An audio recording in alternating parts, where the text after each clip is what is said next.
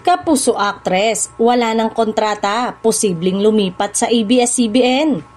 Mainit na usap-usapan ngayon sa showbiz world ang isang kilalang kapuso actress na umano'y walang kontrata sa GMA Network at sinasabing bukas na sa posibilidad na lumipat sa ABS-CBN. Ayon sa mga ulat at insider reports, natapos na raw kamakailan ang eksklusibong kontrata ng aktres sa Kapuso Network. At sa ngayon ay nasa transition phase pa ito habang pinag-aaralan ang mga bagong oportunidad.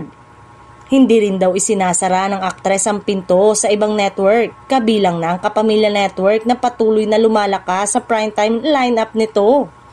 Bagamat hindi pa kumpirmado kung sino ang naturang aktres, marami sa mga netizen ang may kanya-kanyang hula, lalo na't ilang kapuso stars ang napapabalitang hindi na ganun kaaktibo sa mga proyekto ng GMA nitong mga nakaraang buwan.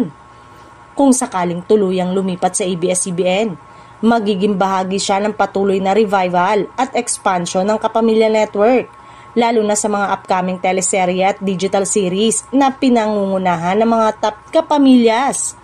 Hanggang sa ngayon ay wala pang opisyal na pahayag mula sa kampo ng aktres o ng alinmang network, ngunit inaasahang lilinaw ang isyong ito sa mga susunod na linggo, lalo na't may mga proyektong pinaghahandaan umano sa ilalim ng Star Magic Management.